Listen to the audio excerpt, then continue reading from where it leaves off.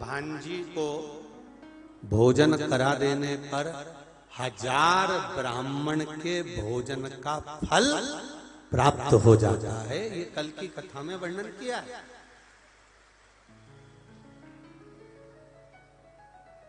अब रहनी पहुंच गई, रहनी वहां पहुंच गई।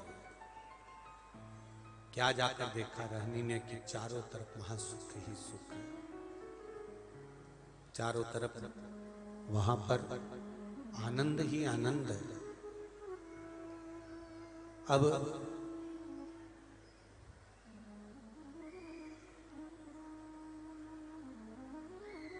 रहनी ने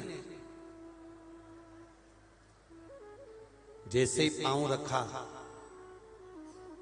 भाभी ने रहनी का हाथ पकड़ा और हाथ पकड़कर भाभी रहनी को सीधे रसोई घर में ले गई।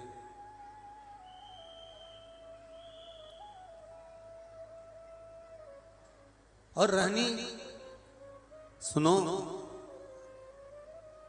आपके माता पिता का श्राद्ध है, अगर बेटी भोजन बनाएगी तो माता पिता के श्राद्ध में माता पिता उसको प्रेम से ग्रहण करेंगे, लेंगे।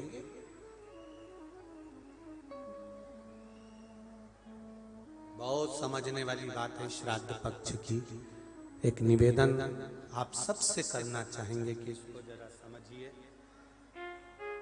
इसको जरा जानना कि आप अपने घर में अगर नाना नानी का श्राद्ध कर रहे हो, भोजन बना रहे हो तो ठीक है,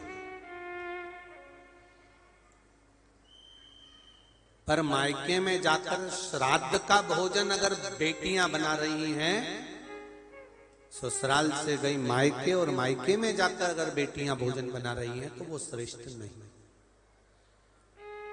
मायके में जो भाभी हैं, भैया हैं, परिवार है, कुटुंब है, वो भोजन का निर्माण करे तो उसमें सुख का अनुभव होगा। पर भाभी ने कहा, जी भोजन आपको बनाना है क्योंकि आपके माता पिता का श्राद्ध है, तो माता पिता प्रसन्न होंगे, माता पिता को आनंद की अनुभूति होगी, माता पिता आनंद में होंगे।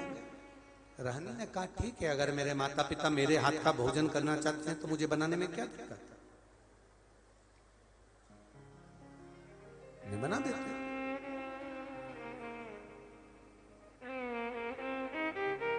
रहनी ने भोजन बनाया,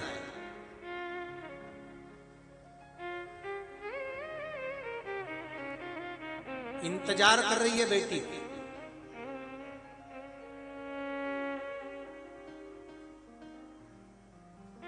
बेटी इंतजार कर रही है कि ब्राह्मण आएंगे, मैं भोजन परोसूंगी।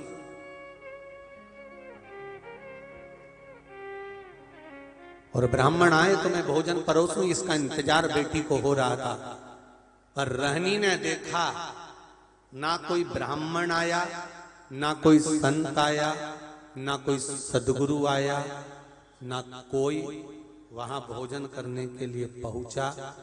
अगर वहां पर पहुंचे तो केवल भाभी के मायके वाले पहुंचे, जो सब भोजन करने के लिए लग गए। और रहनी से कहा गया कि इन सबको भोजन परोस दिया जाए।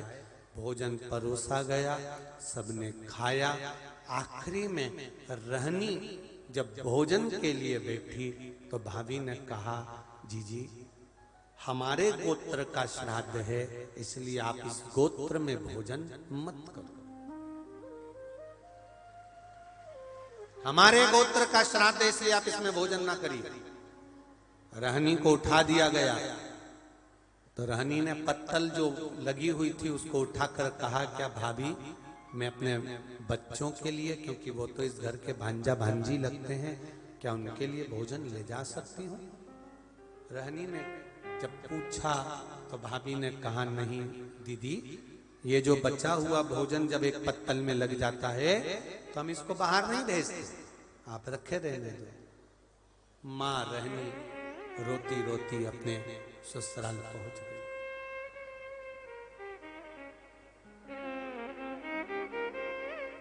आज फिर दिन भर माँ मायके में लगी रही तो लकड़ी लेकर नहीं आई और बच्चों का पेट नहीं भरा।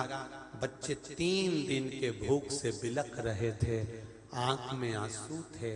माँ भी आज रो रही थी कि जिस मायके में बेटी जाती थी, कभी माँ बाप उसको भूखा नहीं आने देते थे, और भूखा तो भूखा, कभी माँ बाप उसको खाली नहीं आने देते थे, कुछ ना कुछ रखकर अवश्य भेजते थे।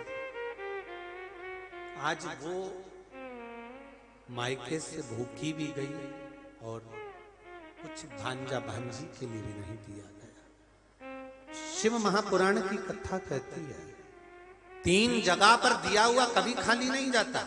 पहला, बहन